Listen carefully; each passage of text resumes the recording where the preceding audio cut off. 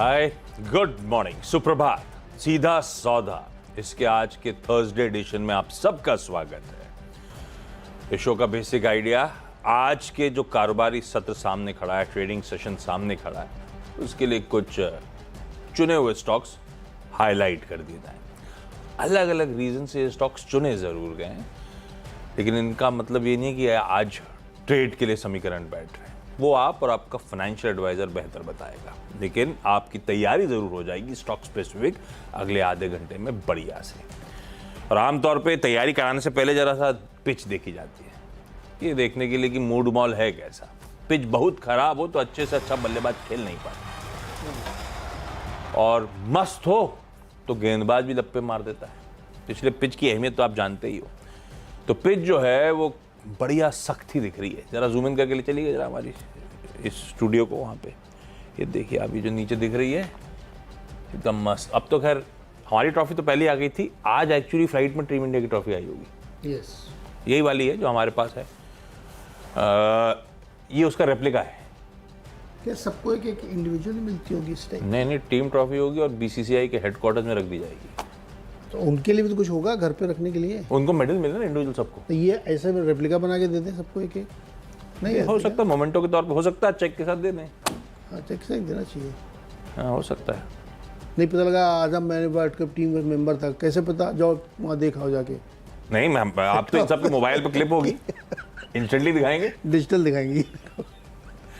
तो ये कहानी है भाई साहब। पिच तो सख्त है। गिफ्ट निफ्टी 100 पॉइंट ऊपर वापस खुलने के इंडिकेशन दे रहा है। कल भी नए रिकॉर्ड उच्चतम स्तर भारतीय बाजार में जड़े थे और आज खुलते ही नया कीर्तिमान लगा गए होंगे। तो ये पिच में जो सख्ती है, बढ़िया रन पे रन आए जा रहे हैं, ऐसे ही स्कोरिंग पिच आज भी रहेगी, ये जान लिया जाए। कैसी लग रही है? मुझे तो ऐसा लग रहा है कि अगले हफ्ते आप 25,000 जाओगे। अगर रोज 100 पॉइंट बढ़े, 5 दिन में 500 पॉइंट 25,000 है। और बजट तक तो 30,000 मार दे, है ना? रोज अगर ऐसे ही 100 बस बजट बढ़िया सा निकाल दे मैडम, मजा आ जाएगा। तो और बजट तक की तो तेजी हो गई लग रहा है, अब बनती जा रही है। बजट रैली क्यों नहीं बोलते उसको आप? अब बोलेंगे जी, थोड़ा अभी डेट नहीं आई तो कैसे बोलें बजट रैली? संकोच कर रहे हैं। है budget rally, pre budget rally है ये। हाँ। लोग उससे पहले देखिए, अगर आप यूएस के क्यू लेके देखना चाहते हैं, जिसको हम लोग पिच रिपोर्ट कहते हैं, तो भैया वहाँ तो कोई दिक्कत ही नहीं है। सॉलिड रैली चल रही है, हमसे ज़्यादा वहाँ लोग उत्साहित हैं। तीनों इंडाइस को देखो आप, टेक्नोलॉजी शेयरों को देखो आप, सब बढ़िया ज़बरदस्त है। हाँ, कल एक मज़ेदार बात बताना भूल ही गया मैं आपको। सारे एनालिस्ट इतने फ्रस्ट्रेट हो गए हैं, उन्होंने कहा कि अब हम S&P का प्रेडिक्शन ही नहीं करेंगे। जान दो, जाना है। क्योंकि 3-4 बार गलत पड़ चुकी।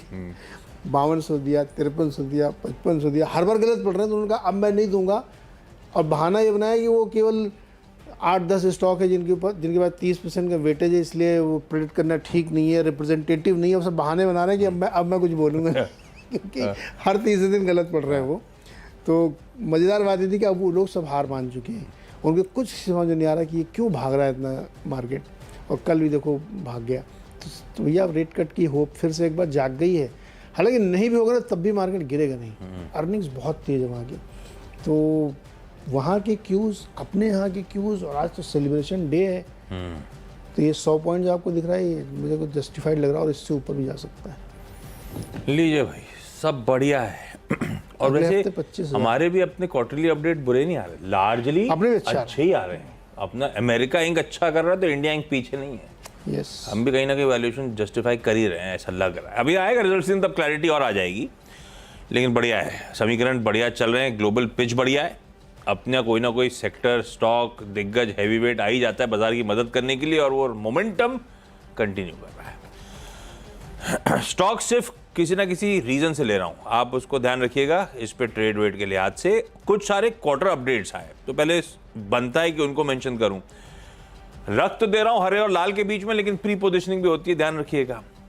L&T फाइनेंस तो वैसे आजकल अच्छा लगने लगा है। अच्छा इसलिए लगने लगा है कि जब वो, वैसे तो सालों सबसे ज्यादा रुलाने वाला NBFC था ये, कितना, और इस तरह कितनी बार चर्चा करी थी, किस तरह का ब्रांड नेम जुड़ा हुआ है, और उसके साथ साथ उसी उम्मीद में आप सब घुसे हुए हैं, और वो स्टॉक ने परफॉर्म नहीं करा। अब करा तो उन लेवल से डबल होके खड़ा हो गया सामने। और हाल फिलहाल में वो लास्ट ट्रेड हुआ था मेरे ख्याल से 170 के जोन्स पे, मुझे ऐसे ही एग्जैक्ट आंकड़ा नहीं याद है, 170 के आसपास वो लास्ट ट्रेड प्ले आउट हुआ था। जिसमें मेरे ख्याल से बेन ने या किसी ने माल छोड़ा था और मार्की इन्वेस्टर्स चेक इन करे थे और खुद इसके पेरेंट लार्सन टूब्रो ने माल उठाया था। तो वो सब देखते थोड़ा सा कन्विक्शन बढ़ा था। खैर वो 170 वाला धीरे धीरे इंचअप तो कर गया है, लेकिन ऐसा कुछ खास रनअवे मूव नहीं आया है। पर ये धीरे धीरे तस्वीर बदल रही है, रिटेल थ्रस्ट, रिटेल फोकस दिखने लगा है। आज सुबह प्रोड्यूसर साहब ने इससे पिछले शो में हेडलाइन में मेंशन करा था, रिटेलाइजेशन जो है वो 82% से बढ़ के 95% हो गया साल दर साल। रिटेल डिसबर्समेंट्स 33% का जंप दिखा रहे हैं, रिटेल लोन बुक 31% उछाल दिखा रही है। आंकड़ों में कोई दिक्कत नहीं है। हाँ, बहुत तेजी हो चुकी है, पर ये स्टॉक आज भी ठीक लगता है, इसीलिए कंसर्न नहीं है ज़्यादा। ग्रीन लेके चलता हूँ L&T फाइनेंस को अपने Q1 के अपडेट के चलते। दूसरा सूर्योदय स्मॉल फाइनेंस बैंक, सूर्योदय SFB, Q1 का अपडेट डिसेंट है। साल दर साल Q1 दोनों टटोल लिए मैंने। ग्रॉस एडवांसेस साल दर साल 42% का जंप है। इवन Q1 4% का इंप्रूवमेंट ही नजर आएगा। डिसबर्समेंट साल दर साल 46% बढ़े। हाँ, सीक्वेंशली ठंडे पड़े, पर अदरवाइज साल दर साल वो आंकड़ा वो भी स्ट्रांग है। और डिपॉजिट मोबिलाइजेशन भी अच्छा है, साल दर साल 42% का इंप्रूवमेंट, Q1 5% के आसपास इजाफा होता हुआ। ठीक लग रहे हैं नंबर्स। सूर्योदय स्मॉल फाइनेंस बैंक को भी अपन ने ग्रीन कर दिया। फिर वेदांता की बारी आई, इसका भी क्वार्टरली अपडेट आया है।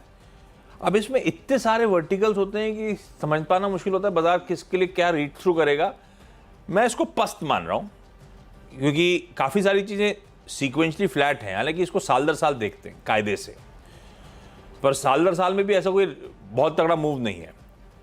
एल्यूमिनियम प्रोडक्शन जो है 3% साल दर साल बढ़ा, Q1 एकदम फ्लैट है। रिफाइंड मेटल प्रोडक्शन साल दर साल 1% बढ़ा, Q1 4% गिर गया। जिंक प्रोडक्शन साल दर साल 1% बढ़ा है, Q1 4% गिरा हुआ है। लेड प्रोडक्शन ऐसे ही 2% साल दर साल है और Q1 3% गिरावट है। ठीक ठाक है, मिले जुले से आंकड़े हैं। अब स्टॉक क्या है, बढ़िया चला हुआ है, मतलब एक तरफा मूव और ऊपरी लेवल्स पे कंसोलिडेट कर रहा है। और इस तरह की पोजीशनिंग है इसकी कि शायद कुछ हल्का दबाव भी आया तो एक्यूमुलेट करने लोग पहुंच जाएंगे, ये ध्यान रखिएगा। लेकिन मैं इस क्वार्टरली जो ठंडा सा अपडेट है उसके चलते इस काउंटर को लाल लेके चल रहा हूँ। तो 2 हरे 1 लाल, सारे क्वार्टर अपडेट्स पे ही फोकस अभी तो।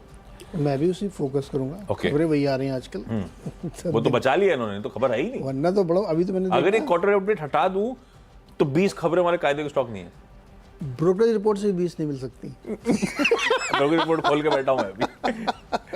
उसमें से एक मैंने लिया आज, उसमें बहुत अच्छा, ले लिया आपने? हाँ। मजेदार चीज है इसमें। अच्छा, पहला बजाज फाइनेंस बहुत दिग्गज कंपनी है, इसने अपना अपडेट दिया है। 31% इनका AUM बढ़ा है साल दर साल, और डिपॉजिट बुक भी देखेंगे तो 26% की ग्रोथ है। न्यू लोन्स 10% YOY बढ़ के आए हैं। कस्टमर फ्रेंचाइजी भी बढ़ी है इनकी। जो बैन लग गया था इनके ऊपर ना, वो वाला इन्होंने काम शुरू कर दिया, ई-कॉम वाला, इंस्टा EMI कार्ड वगैरह सब रिवाइज कर दिया। एक इसमें खाली मैंने देखा कि पहला क्वार्टर इनका सीजनली हमेशा थोड़ा सा डाउन जा रहा है 2-3 क्वार्टर से, तो लेकिन वो बहुत बड़ी चीज़ नहीं है, नंबर ठीक ठाक है इनके, तो इसको ग्रीन में लेके चल सकते हैं। बंधन बैंक के जो बिजनेस अपडेट आया है वो थोड़ा हमको कमज़ोर लग रहा है। लोन एडवांसेस केवल 0.7% बढ़े हैं, कासा 11% पे आया है, 11.4% पे है। डिपॉजिट्स 1.5% घट गए हैं, तो 1-1.5% रिटेल डिपॉजिट भी गिरा है।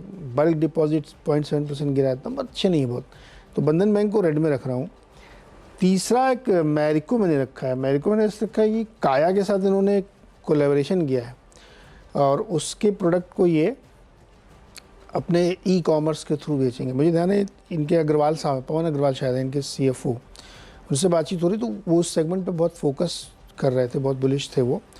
तो उनको ऐसा लगता है कि 75 से 80 करीब प्रोडक्ट हैं जो इस प्लेटफॉर्म पे आके बिकेंगे, तो इस कोलैबोरेशन से फ़ायदा हुआ। मैंने मैरिको को रख लिया है, देखते कैसे बिहेव करता है मार्केट। तो ये रहेगा ग्रीन में। दूसरी गाड़ी मैं लेके आऊंगा इसकी। काया भी इन्हीं की है क्या? मेरे ख्याल में इन्हीं की कंपनी है काया, है ना? अब अलग हो गई ना। ब्रिगेड इंटरप्राइजेस, पहला रियल एस्टेट कंपनी, इसने अपडेट दिया कल शाम को कि इन्होंने एक जॉइंट डेवलपमेंट एग्रीमेंट साइन किया, JDA। ये JDA है बेंगलुरु में 8 एकड़ के लिए रेजिडेंशियल प्रोजेक्ट होगा जो खड़ा करेंगे, और उसके चलते उसकी ग्रॉस डेवलपमेंट वैल्यू करीब 1100 करोड़ रुपए के आसपास की। तो बढ़िया है JDA। इससे याद आया, बेंगलुरु से अपने ऑफिस आते हैं तो वर्ली में वो प्रेस्टीज का राइट हैंड साइड पे क्या प्रोजेक्ट आ रहा है अपने ऑफिस की तरफ। हाँ, ये महालक्ष्मी के पास मंदिर से निकल के इधर की तरफ से ऐसे करके कर्व से आते हैं अपन। हाँ, ये वर्ली वाला टर्न पूरा, उसमें राइट हैंड साइड पे प्रेस्टीज का पूरा मैसिव प्रोजेक्ट खड़ा हो रहा है। एक इनका इधर भी बहुत बड़ा बन रहा है जो महालक्ष्मी रेस कोर्स है, प्रेस्टीज वगैरह सब एग्रेस हो गए बेंगलुरु वाले यहाँ पे। हाँ, वहाँ पे बहुत ही बड़ा प्रोजेक्ट है। शायद पहले वो DB का था, इसको उन्होंने ले लिया है, वही मैसिव प्रोजेक्ट। खैर, ब्रिगेड एंटरप्राइजेज वो जॉइंट डेवलपमेंट एग्रीमेंट के चलते हैं। अगला सूरज एस्टेट डेवलपर्स, इस पे नुवामा की रिपोर्ट, खरीदारी करने का कॉल, 757 का टारगेट, कल की क्लोज पे 32% का अपसाइड, और इन्होंने अपनी रिपोर्ट में 5 या 6 रीजंस दिए क्यों सूरज एस्टेट डेवलपर्स इंटरेस्टिंग है। प्री सेल्स का CAGR अगले 3 सालों का 49% का होगा, जिस तरह की स्ट्रॉन्ग लॉन्च पाइपलाइन है। प्रोडक्ट पोजीशनिंग बहुत इंटरेस्टिंग है इस कंपनी की। इन्वेंट्री, इसकी सारी इन्वेंट्री जो है सब 10 करोड़ कैटेगरी की है, जो कि कहते हैं बहुत अच्छी पोजीशनिंग है प्रोडक्ट की इनके हिसाब से। इनका रीडेवलपमेंट प्रोजेक्ट्स में एक्सपर्टीज है। MMR मतलब मुंबई मेट्रोपॉलिटन रीजन, और MMR मार्केट में इस समय फेवरेबल डायनामिक्स है। इन्वेंट्री 15 साल के लोस पे 10 मंथ्स की खड़ी हुई है, और क्योंकि प्री सेल्स ग्रोथ तगड़ी एक्सपेक्ट कर रहे हैं तो यहां से नेट कैश सरप्लस तगड़ा होगा आने वाले कुछ सालों में। FY25 से FY32 तक 3,500 करोड़ रुपए का नेट कैश सरप्लस, शायद ये सब हरकतें हो रही हैं। और बैलेंस शीट हेल्दी है, इनका कहना है IPO प्रोसीड्स के थ्रू और इन सब के इंटरनल एक्रूवल्स के थ्रू। इंटरेस्टिंग है, इसको रखिए। सूरज डेवलपर्स को निकल पड़ा है स्टॉक, कहाँ लिस्टिंग के बाद से कंसोलिडेशन, और अब देखिए वो एक, खैर पूरा रियल एस्टेट निकल पड़ा है, मूव बढ़िया है। फिर एक और स्टॉक है, लेकिन ये रियल एस्टेट के बाहर आ गया पर, GE T&D इंडिया। एक अपडेट आया ऑर्डर का, फिर थोड़ी देर बाद दूसरा अपडेट आया। तो दरअसल 2 ऑर्डर बैक करें इसने, यूरो के ऑर्डर्स हैं। पहला, कंपनी एक ही है, मेरे ख्याल से अलग अलग आर्म्स हैं। ग्रिड सॉल्यूशंस मिडिल ईस्ट से दुबई में ऑर्डर आया 26 मिलियन यूरोज का। फिर थोड़ी देर बाद अपडेट आया कि फ्रांस के ग्रिड सॉल्यूशंस SAS, मतलब ग्रिड सॉल्यूशंस दोनों जगह, एक दुबई आर्म एक फ्रांस आर्म, इसने 64 मिलियन यूरोज का ऑर्डर दे दिया। फिर और टटोला, तो ये जो ग्रिड सॉल्यूशंस है दरअसल GE ग्रुप एंटिटी ही है, जिससे GE T&D इंडिया ने ऑर्डर्स बैक करे। ये ऑर्डर हैं supply and supervision of high voltage products, जो इसे सप्लाई करेगी इन आर्म्स को। तो बढ़िया ऑर्डर्स बैक करते हुए 26 मिलियन यूरोज और 64 मिलियन यूरोज का अपन ने कर दिया ग्रीन, और हो गए अपने 6 पूरे। ओके। चौथा है ITD सीमेंटेशन, और इसमें अभी हर्षदा जी ने खबर बताई कि इसके जो इटालियन थाई प्रमोटर हैं वो अपना हिस्सा बेचना चाहते हैं, लेकिन उन्होंने भी कहा कि बहुत शुरुआती भी कुछ तय नहीं किया है। तो फिर बता क्यों रहे? अच्छा, अब किसी डिस्क्लोजर खबर छाप दी तो उन्होंने पहले बता दिया। नहीं, ये भी होगा कि हमने दिमाग में सोच लिया, करना शुरू कर दिया, तो आप बता दो, ज्यादा अच्छा है।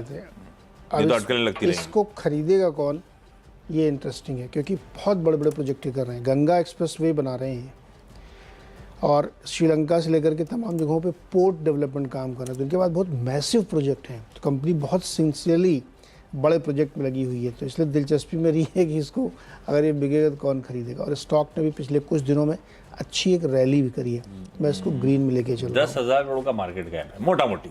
हाँ, तो मतलब उस हिसाब से, और प्रमोटर्स का इसमें है 45% 46% हिस्सा, 4,500 करोड़ रुपए। 4-5 हज़ार करोड़। तो मतलब बड़े बड़े लोग आजकल भारत में पीनट है उनके लिए। हाँ, ये बात तो है, बड़े एक झटके वैसे ही चेक काट नहीं पता ये लो। हाँ, तो अरे 50-50 हज़ार करोड़ की डीले हो रही हैं, तो ये लो वही चेक काट दिया, 5,000 करोड़ ले जाओ। पता नहीं, अमीर लोगों का देश है ये। 5वां स्टॉक है आवास फाइनेंशियर्स, और इसमें एक मनी कंट्रोल हमारे सहयोगी वेबसाइट वाले हैं, उन्होंने खबर छापी कि दारा कैपिटल और पार्टनर्स ग्रुप इसमें से एग्जिट लेना चाहते हैं कम्प्लीटली। अभी कुछ दिन पहले भी उन्होंने कुछ बेचा था, तो इसको मैं रेड में रख रहा हूँ, क्योंकि केदारा वगैरह का जो है ना काफ़ी वैल्यू इन्वेस्टर मानता हूँ मैं उनको, बहुत पैसा बना के निकलते हैं वो। हो सकता है उन्होंने आपको लग रहा हो कि अब नहीं बनेगा इसमें बहुत पैसा, तो इसलिए मैं इसको रेड में रख के चल रहा हूँ आवास फाइनेंस में। देखते हैं आगे क्या होता है, खाली आप रडार पे लगा के चलिए इसको। छठवां स्टॉक है हटको। हटको मैंने ग्रीन में रखा है इसलिए कि आज एक बिजनेस स्टैंडर्ड में या बहुत सारे अखबारों में खबर छपी हुई है कि सरकार जो बजट आने वाला है उसमें रूरल हाउसिंग के लिए 50% तक की सब्सिडी प्लान कर रही है। अब वो चुनाव में जो झटका लगा है उसकी वजह से रूरल हाउसिंग, ग्रामीण क्षेत्र, रोजगार, एमएसपी, मिडिल मैन नहीं, क्या मिडिल क्लास, आपके लिए टैक्स में छूट, ये सब कार्यक्रम होगा। मिलता नहीं है, मिलेगा इस बार, मिलेगा। न्यू स्कीम की तरह इस बार अच्छा मिलेगा आपको, ऐसा बता रहे हैं लोग। वो एमपी में हेल्थ इंश्योरेंस कवर पहले एक तबके का था, अब सबके लिए खोल दिया गया, ओल्ड एज के लिए, 70+ सभी 70+ के लिए। वो तो खोला गया है। हाँ, ये कर देना चाहिए ओल्ड एज के लिए। तो बड़ा मुश्किल होता है, कोई देता नहीं ग्रुप इंश्योरेंस, तो बहुत बड़े प्रीमियम में देता है हमको। पता है कुछ चीज़ें मुझे लगता है कि मेंटल ब्लॉक्स होते हैं गवर्नमेंट लेवल पे, जो आईएएस वगैरह बैठ के बाबू लोग सोचते हैं ना, इनके दिमाग में ब्लॉक हो जाता है। मतलब क्यों? जैसे आयुष्मान के बारे में, ये अच्छा ये तो हो गया, आयुष्मान 5 लाख रुपए देता है कि आप इलाज करा लीजिए कहीं पे भी। तो अब नया किम्स के आए थे डॉक्टर साहब, उनसे मैंने पूछा कि आपकी क्या विश है बजट में। बोले मेरी विश 5 से 10 लाख कराने की नहीं है, इस 5 को ही आप ठीक से इम्प्लीमेंट करो तो बहुत फ़ायदा हो सकता है। कि आप पैकेज को अलाउ करो, आप केवल सर्जरी चार्ज अप्लाई कर रहे हो कि इस हार्ट की सर्जरी 1,20,000 में होगी तो 1,20,000, भैया उसके अलावा ही खर्चे आते हैं ना उसमें। तो जब प्राइवेट इंश्योरेंस से आप लेते हो तो 2.5 लाख रुपए लगते हैं, ये कह रहे हैं 1,20,000 देंगे नहीं, तो इस चक्कर में हो ही नहीं पाता, आप बाहर चले जाते हो। तो बहुत छोटी छोटी चीज़ें अगर उनको आप ट्वीक करें ना तो बहुत फ़ायदा हो सकता है। एमपी में तो इम्प्लीमेंटेशन तगड़ा, मैं इसलिए कह रहा हूँ कि मैं हॉस्पिटल गया था तो वहाँ पे अच्छे खासे सब जगह होता है, किसी भी हॉस्पिटल में कराओ आप, तो बहुत प्रीमियम हॉस्पिटल में जिस तरह क्राउड था, मैंने पूछा तो पता चला कि वो सब 5 लाख का शायद वो कवर है, और वो लेकिन उस टाइम पे किसी एक तबके तक का था, और वो बड़ा डोल आउट होता था, सब इलाज कराने आते हैं आसपास के गाँव से, सब भोपाल के। वो सरकारी में ही जाते हैं ज़्यादातर, ये प्राइवेट था। दूसरा कारण कि स्पेशलाइजेशन का कुछ था शायद, अलाउड है कि आप प्राइवेट में चले जाइए अपना कराइए, तो प्राइवेट वालों के सामने दिक्कत है। वो कह रहे हैं कि जो इसके डिटिग्रिटीज ना उनको छोड़ो। दूसरा एक और मैं बताऊंगा आपको, मैं एक टाइम है ना अभी, हाँ है अपना टाइम, काम की चीज में छोड़ दें। अगर गवर्नमेंट इस बात को सुन रही ना तो बहुत ध्यान से सुने, मेरे मन की ख्याल नहीं है ये। आईएसबी हैदराबाद ने डिटेल्ड स्टडी करी है कि अगर आप हेल्थ इंश्योरेंस स्कीम और लाइफ इंश्योरेंस स्कीम को अच्छे से लगा दें गरीब लोगों के लिए तो आपकी प्रोडक्टिविटी बढ़ जाती है। नहीं, ये सब ये यूनिवर्सल कवर कर दो ना। अगर किसी किसान को ये चिंता खत्म हो जाए कि अनफॉर्चुनेट किसी इवेंट में उसका क्या होगा, उसके परिवार क्या होगा, अगर उसकी ये चिंता खत्म हो जाए कि मेरे न रहने में 20 लाख रुपए 10 लाख रुपए मेरे घर वालों को मिल जाएंगे, आप देखिए कितना दिल लगा प्रोडक्टिविटी से काम करेगा। ये स्टडी है बाकायदा आईएसबी हैदराबाद की, तो आप उसको सोचो, उस पर काम करो। होगा सब होगा, देश बदल रहा है। अच्छा, वैसे एक चीज और, जब ये ऐसी बात टॉपिक छिड़ गया ना, तो बंगलुरु वाले और जहाँ नारायण हृदयालय है, उनकी जो देवी शेट्टी की जो स्कीम आई है हेल्थ इंश्योरेंस की, आप लोग पढ़ना जरूर। 1 CR की यहाँ पे तो है नहीं तो अपन 1 CR की स्कीम, 1 CR की और मेरे ख्याल से 10,000 से कम का प्रीमियम। मैं इनको रिक्वेस्ट दिलवाई कि भाई मेरे को बिल्कुल, उन्होंने कहा था, उन्होंने एनबीएफसी के लिए अप्लाई करा था, तब इसीलिए करा था। तो वो स्कीम आ गई है भाई, 1 CR का कवर है, 1 करोड़ का, नारायण हृदयालय के हॉस्पिटल्स में। तो बेसिकली जो बाकी 2 एंटिटीज मुनाफा कमाती हैं, मुनाफे की जगह मैं आपको सीधे स्कीम दे दूंगा, हॉस्पिटल में आके आप इलाज करा लो। तो पढ़ना चाहिए, इंटरेस्टिंग है। चलो भाई, फिर ये हो गया, बटको भी हो गया, छठवां स्टॉक था, और 3.5 करोड़ कितने नए घर भी बनेंगे प्रधानमंत्री आवास योजना के, तो ये सब मिला जुला के देखिएगा। छोटा सा एक ब्रेक, इसके बाद अगले 4 stocks.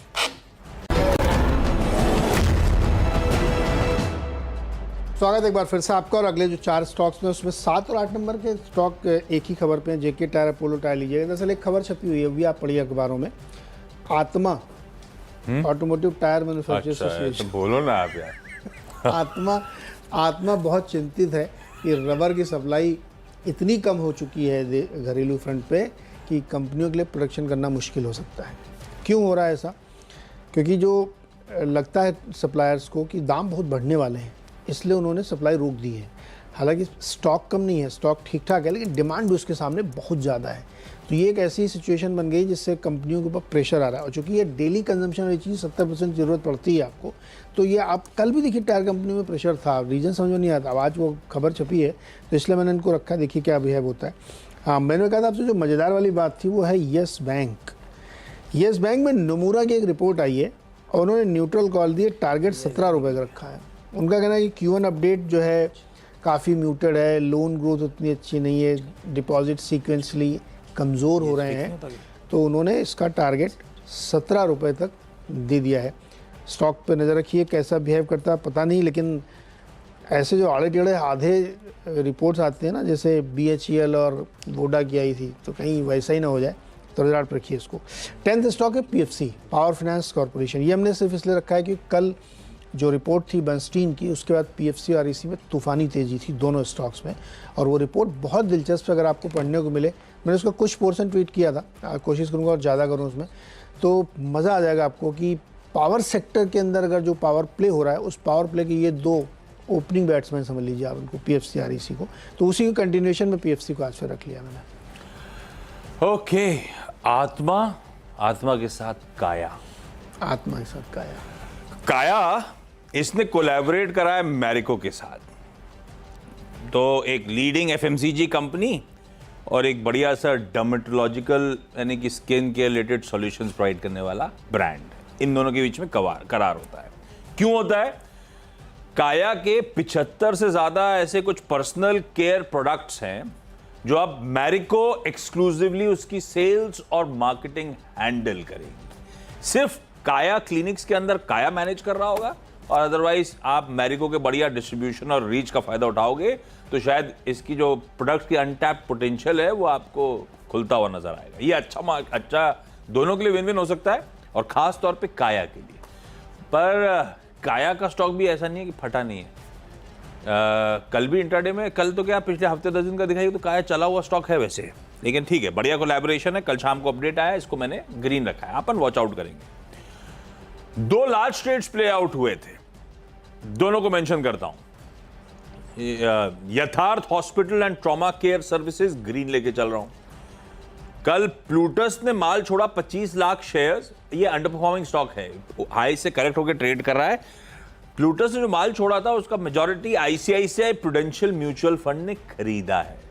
20 lakh shares ICICI Pru MF ने कल यथार्थ के खरीद लिए, ग्रीन रख दिया। धर्मज क्रॉप गार्ड, ये कुछ दिन पहले लास्ट ट्रेड और हुआ था, तब मैंने सोचा था लूंगा इसको रेड में क्योंकि सेलर का नाम सामने आया था, पर वो स्टॉक ऑलमोस्ट 19% चढ़ा हुआ था। अच्छा हुआ अगले दिन मेंशन नहीं कर रहा था, उसके बाद फिर उठ गया था।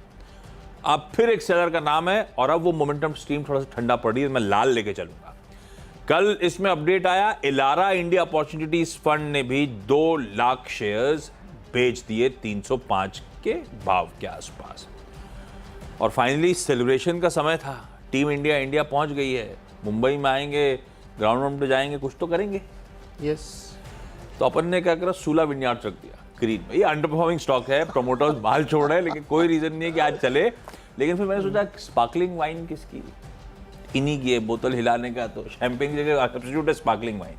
सूला के पास है सेलिब्रेशन के लिए, जो कहते हैं सिट्रसी, डिलिशियस और वर्सेटाइल है। वाह। सूला विन्यार्ड ग्रीन, कोई रीजन नहीं है, सिर्फ सेलिब्रेशन के नाम पे रख दिया है, लेकिन कल ही सुबह मेंशन करते हैं प्रमोटर्स ने माल छोड़ा, ये ध्यान रखिएगा। तो ऐसी ग्रीन है, पर पिटा हुआ स्टॉक है बढ़िया प्रीमियमाइजेशन का प्ले। देखते हैं कब सुधरेगा लोअर लेवल से। ब्रेक ले लिया जाए, ब्रेक के उस पार जब लौटेंगे तो टीम का quick wrap up.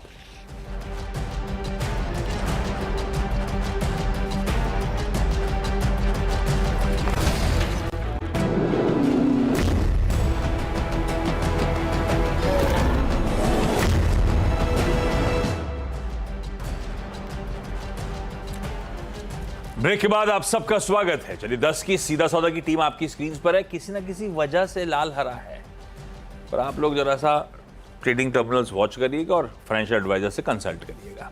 Quarter 1 updates आ रहे हैं भाई, तो L&T फाइनेंस होल्डिंग तो रहा नहीं, अब L&T फाइनेंस और सूर्योदय स्मॉल फाइनेंस बैंक ग्रीन कर, वेदांता का पस सा लग रहा था, अच्छे मूव्स के बाद कंसोलिडेट कर रहा है, लाल रख दिया। ब्रिगेड इंटरप्राइजेज ने जॉइंट डेवलपमेंट एग्रीमेंट करा तो सूरज एस्टेट डेवलपर्स पे एक बुलिश हाउस भी आता हुआ। GE-T&D इंडिया ने ऑर्डर्स बैक करे। काया ने मैरिको के साथ मार्केटिंग डिस्ट्रीब्यूशन का बढ़िया सा टाई अप करा। यथार्थ में एक फंड ने चेक इन करा, ICICI प्रूडेंशियल ने। धर्मज क्रॉप गार्ड में एक फंड ने बिकवाली कर रखी है, खूब चला हुआ स्टॉक है। और सूला अपमूव लाइकली नहीं है, मैंने कहा था सेलिब्रेशन का मूड इसके रखे। अपमूव का तो आइडिया नहीं, क्योंकि ये स्टॉक बहुत ठंडा पड़ा हुआ है, बियर ग्रिप टाइप लग रहा है, तो अपन से वॉच करेंगे फन के लिए सूला विनयार्ड। ओके और बिजनेस अपडेट कई सारे आए, तो उसमें से बजाज फाइनेंस का काफ़ी अच्छा बिजनेस अपडेट है, बहुत शानदार ग्रोथ 10% की देखने को मिली है। लेकिन बंधन बैंक उसी के सामने कमज़ोर है। मैरिको ने टाई अप किया है काया के साथ कि उनके प्रोडक्ट अपने प्लेटफॉर्म पे बेचेगा। IDD सेमेंटेशन में खबरें आ रही कि शायद प्रमोटर अब एग्जिट लेना चाहते हैं। आवास फाइनेंशियल्स में भी केदारा कैपिटल वगैरह पूरी तरीके से एग्जिट की खबरें छप रही हैं। हटको इसलिए क्योंकि बजट एक्सपेक्टेशंस और खबरें आज छपी हुई हैं कि 50% तक रूरल हाउसिंग में सब्सिडी दी जा सकती है। JK टायर अपोलो टायर इसलिए क्योंकि रबर सप्लाई डोमेस्टिक फ्रंट पे काफ़ी टाइट हो गई, तो प्रोडक्शन काफ़ी मुश्किल में जा रहा है। यस बैंक पे नमूरा की एक न्यूट्रल कॉल है, 17 रुपये का लक्ष्य हो गया है। और PFC कंटिन्यूएशन में कल शानदार मूव है, आज भी लगता है आज भी मूव होना चाहिए।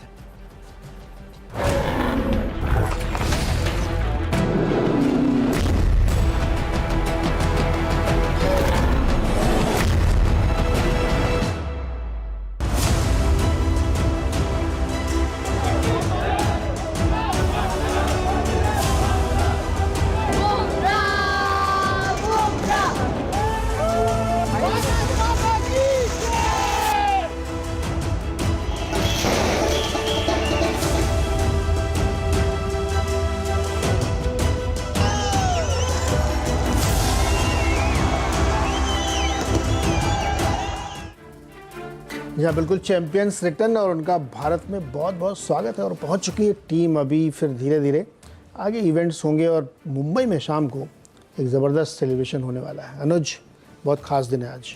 Good morning Neeraj ji, good morning आशीष। morning. बिल्कुल बहुत खास दिन है और इसके लिए जरा 2 लाइनें टीम इंडिया के लिए। जिसे कहते हैं कि क्योंकि रोहित शर्मा ने जब वर्ल्ड कप जीता था तो उस दिन वो पिच की उन्होंने मिट्टी खाई थी, तो वो तो ठीक है, वो बारबेडोस की मिट्टी थी, वहाँ की मिट्टी थी। अब वतन में आए हैं तो यहाँ की मिट्टी का एक अलग ही मज़ा है। तो खुदा से भी बढ़कर हो जिन्होंने इबादत वतन का, जिसके सजदे में सर झुके तो हो वतन की मिट्टी। तमन्ना यही रहती है फतेह हो हर मैदान जंग, जब जब तिरंगा लहराए तो हो वतन की मिट्टी। अपने देश में आकर एक अलग ही फीलिंग आती है और वो ट्रॉफी फाइनली अपने देश वापस आई। वो विजुअल्स ज़रा वापस दिखाइए एक बार।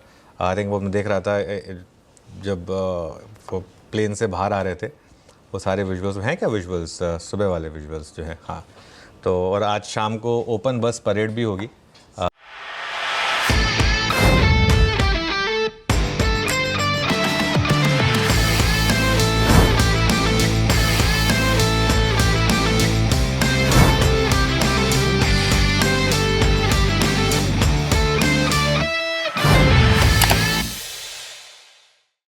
बता दें कि मनी कंट्रोल पर दिए गए विचार एक्सपर्ट्स के अपने निजी विचार होते हैं। वेबसाइट या मैनेजमेंट इसके लिए उत्तरदायी नहीं है। यूजर्स को मनी कंट्रोल की सलाह है कि कोई भी निवेश निर्णय लेने से पहले सर्टिफाइड एक्सपर्ट की सलाह लें।